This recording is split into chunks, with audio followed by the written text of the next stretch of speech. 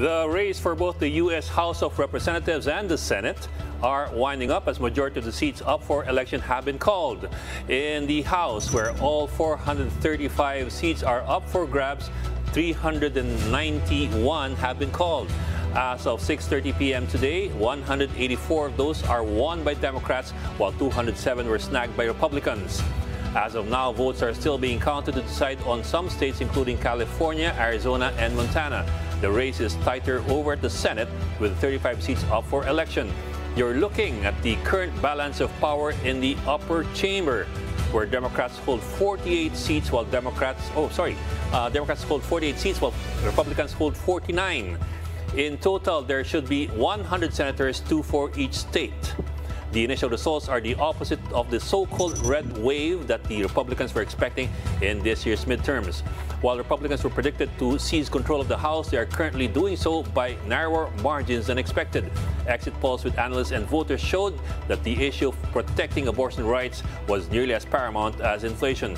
Voters apparently are also concerned of the Republican Party's continued embrace of former President Donald Trump, which has also trumped the party's hopes for a red wave. Meanwhile, President Joe Biden said that Election Day was a good day for democracy, but the results showed that Americans are still frustrated. It was a good day, I think, for democracy. And I think it was a good day for America. Regardless of what the final tally in these elections show, and there's still some counting going on, I'm prepared to work with my Republican colleagues. The American people have made clear, I think, that they expect Republicans to be prepared to work with me as well. Now, to discuss the U.S. midterm elections further, we have with us in studio University of the Philippines Asian Center Senior Lecturer Richard Heydarian joining us live. Hello, Richard, and good evening. Now, jumping right into why should we care about this U.S. midterm elections? What are the implications of the results for our economy? Well, I mean, the same way that we may not care about the United States, but what happens in the United States has impact all across the world. They still have the biggest economy in the world. Some projections would say up until 2060, America may maintain its status as the biggest economy in the world. But more importantly, what happens with their financial decisions, especially the Fed rate hikes, that's going to have impact on exchange rates in the Philippines.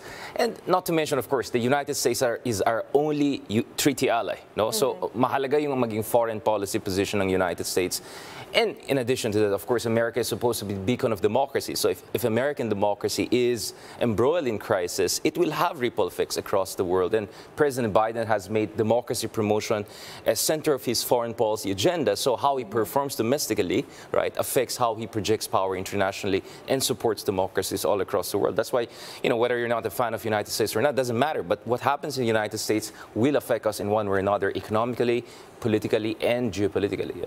But the red tide did not happen as expected. I mean, we still see the Republicans taking over the House of Representatives. Pero it's not as big as expected.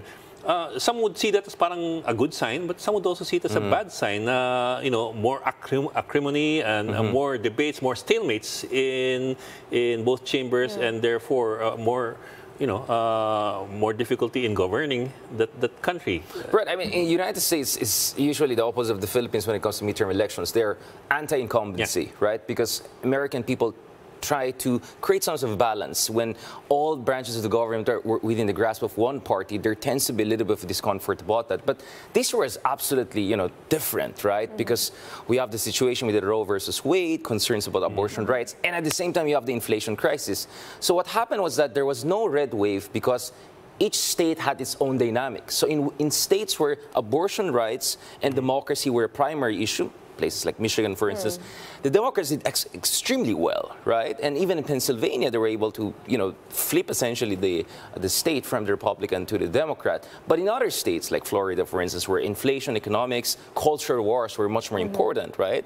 Then the Republicans did better. So I think the polls were expecting kind of a more or less similar picture across the country, but what happened is that internal state dynamics shape how Democrats and Republicans perform. Now, the implications are still going to be national because Trump was counting on a red wave to announce his presidential run in 2024 more or less today or yesterday. But I'm sure he's still going to run. But it's not happening. He's still going to run, but we don't know if the winds are going to be in the sails.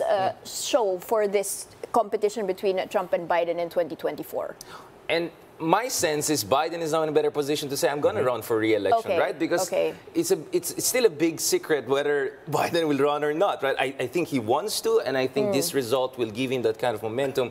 Now, Trump may have some issues because you have DeSantis and other rivals saying, well, a lot of Trump-endorsed guys, the extreme guys, didn't do well in a lot of states. That's why we're not seeing the red wave. And by the way, we won't know who's going to control the Senate up until next month because there's going to be runoff elections in Georgia unless both Nevada and Arizona go to the Democrats, which I think is unlikely. In the Congress, it might still take weeks before we know what's going to be the final showdown. So this is totally out of historical precedence because Biden was expected to be shellacked, and yet again he has defied us. He has defied us. I don't know if that's correct in the Philippines, but it's an American term.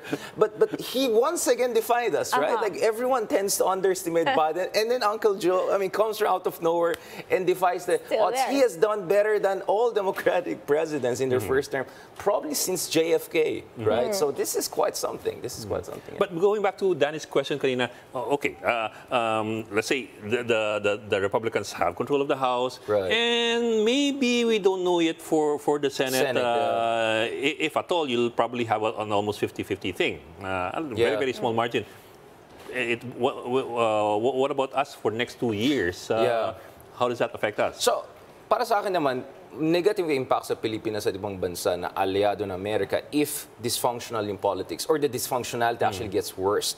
So what I'm going to watch for is yung mga super extremists or pro-Trumpers, what kind of committee positions they're going to get. Because now they're going to be the majority almost certainly in the Congress, in the lower house. I'm not sure about the Senate.